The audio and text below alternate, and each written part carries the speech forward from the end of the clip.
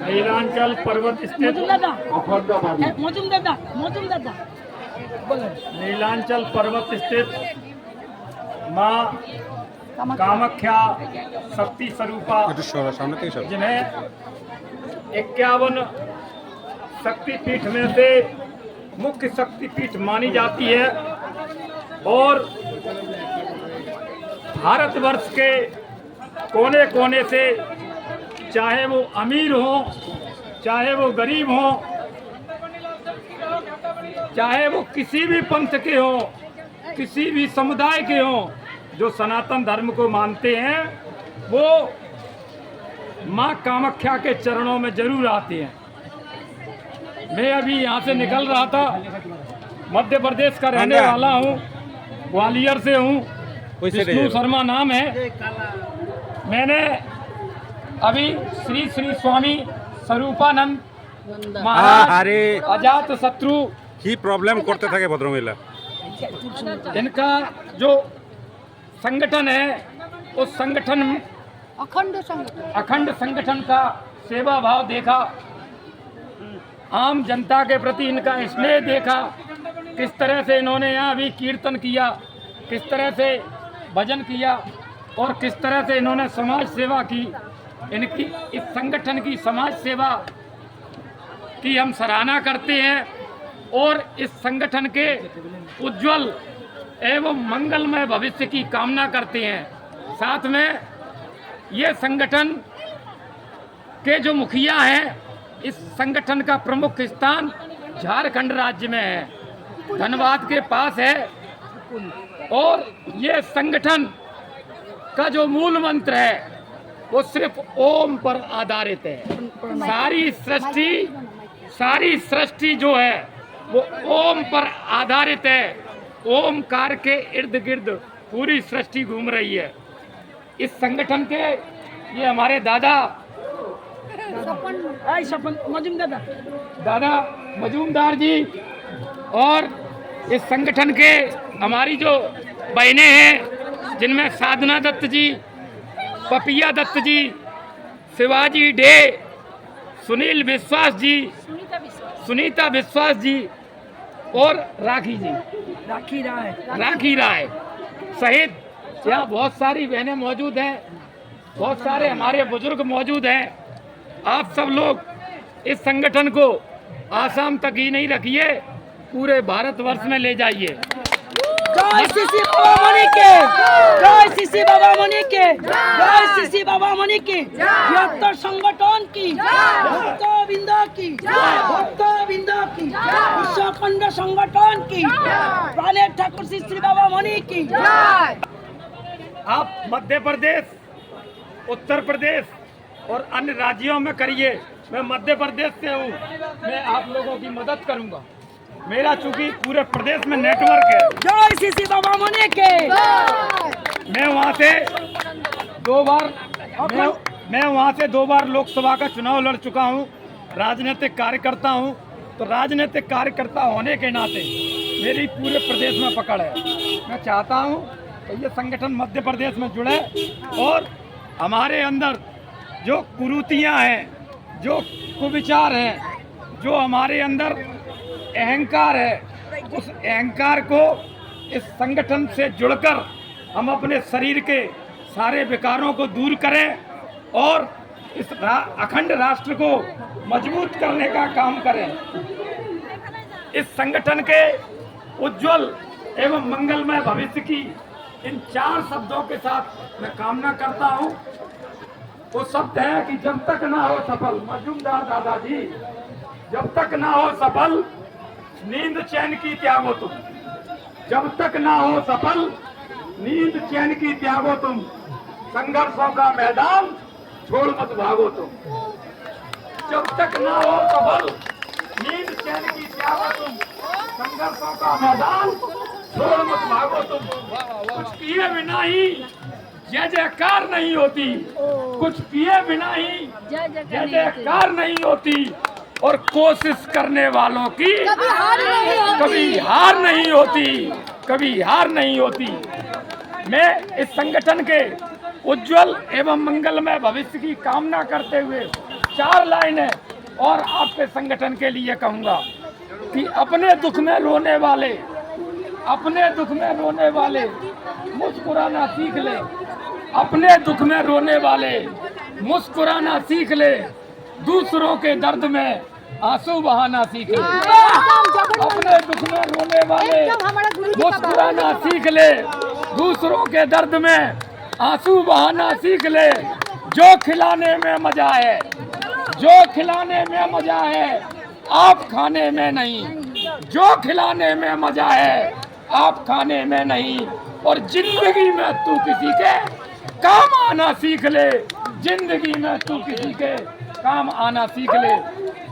मैं इस संगठन के उज्जवल एवं मंगलमय भविष्य की कामना करता हूं और इस संगठन को पूरे राष्ट्र में ही नहीं, मैं चाहता हूं कि वसुधैव कुटुंबकम पूरे विश्व कल्याण में ये संगठन अहम भूमिका निभाए। नाम बताइए, आपका नाम बताइए। मेरा नाम विष्णु शर्मा है, मैं ग्वालियर से रहने वाला हूं और इस संगठन की भारत में ही नहीं, अमेरिका, थाईलैंड, जापान सहित विश्व के कोने कोने में इसकी शाखाएं हो।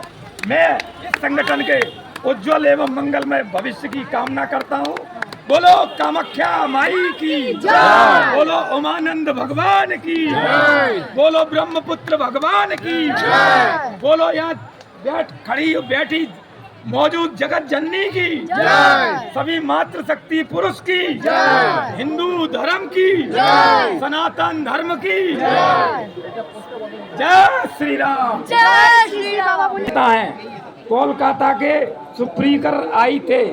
नेता किसे कहते हैं, इस प्रश्न के उत्तर थे AF गत 1 जनवरी हाई लाकांदी में कहा जा सकता है, जो जाति को सटीक मार्ग स्वरूपानंद जन्मोत्सव के विशाल समारोह के निर्देशना देने के योग्यता रखते हैं और उस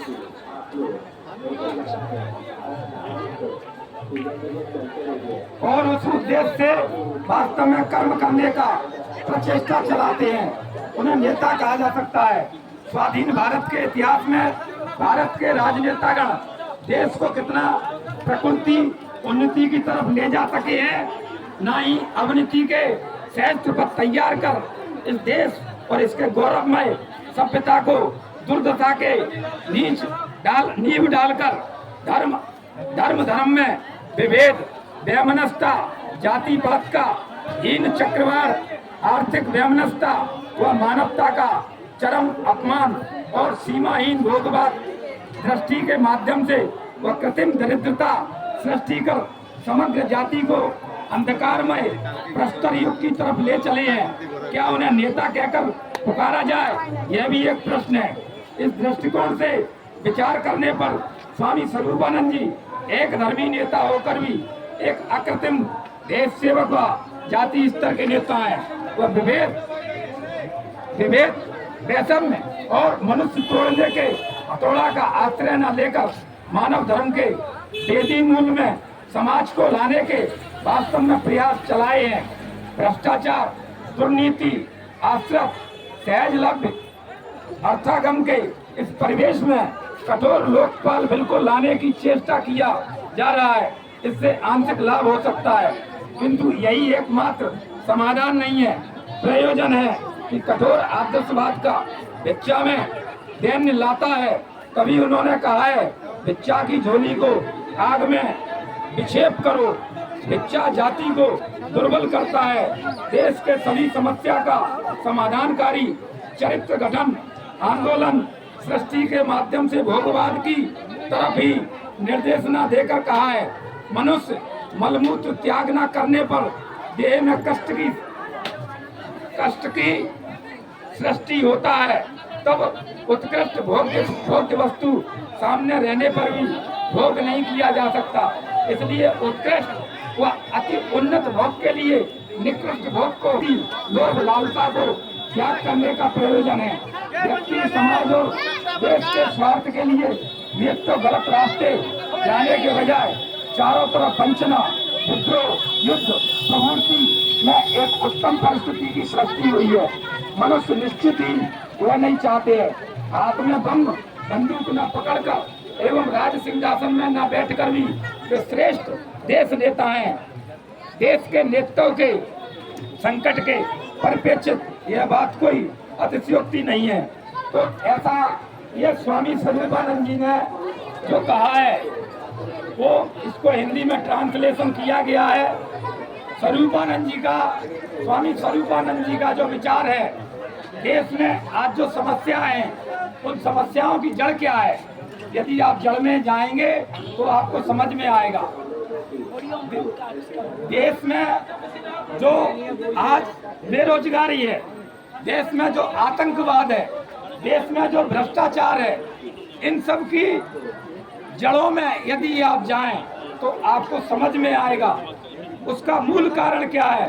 उसका मूल कारण है कि हम अपने चरित्र से नीचे गिर गए हैं। उसका श्री बाबा मणि के, श्री बाबा मणि की, अखंड मंडलेश्वर श्रीमद स्वामी सर्वानंद परमहंस देव की, विश्व अखंड संगठन की।